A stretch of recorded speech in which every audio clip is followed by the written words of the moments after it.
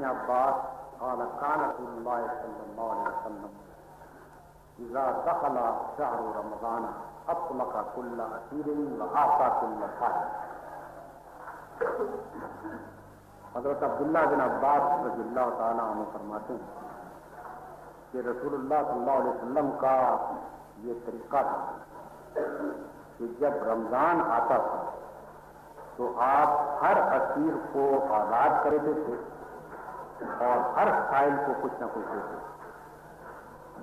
یعنی عام دنوں میں رسول اللہ صلی اللہ علیہ وسلم کی شفقت اور آپ کی رحم دلی اور آپ کی نرمی اور عطا اور بخشش اور فیاضی کا جو حال تھا وہ تو تھا ہی عام آپ کا اخلاق ہو. لیکن رمضان المبارک میں چونکہ نبی صلی اللہ علیہ وسلم اللہ تعالیٰ کی طرف اور زیادہ گہرائی کے ساتھ متوجہ ہوتے ہیں اور زیادہ آپ کی محبت میں اللہ کے ساتھ شدت آ جاتی ہے. اور جیسا کہ حضور نے فرمایا ہے کہ عام دنوں میں فرض ادا کرنے کا جو ثواب ہے رمضان میں نفل ادا کرنے کا وہ ثواب ہے. تو رمضان میں آپ بہت زیادہ نیکیاں کرتے. اب اس میں دو مثالیں وہ دی کہ کتنی کثرت سے آپ رمضان میں نیکیاں کرتے تھے.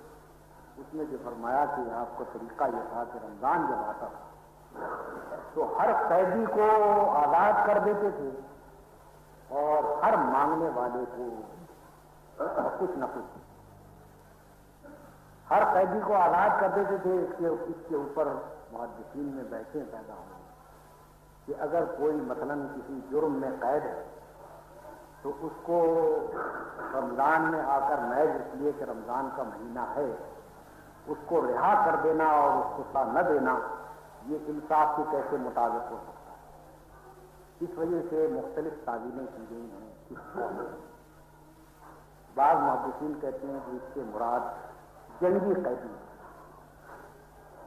بعض محدثین کہتے ہیں کہ اس سے مراد مثلاً وہ لوگ ہیں جو کسی کا قرض آتا ہے اور اس قرض کی ادا نہ کرنے کی وجہ سے وہ قید ہیں تو نبی صلی اللہ علیہ وسلم ان کی طرف سے ان کا قرض ادا کر کے ان کو آزاد کرواتے تھے.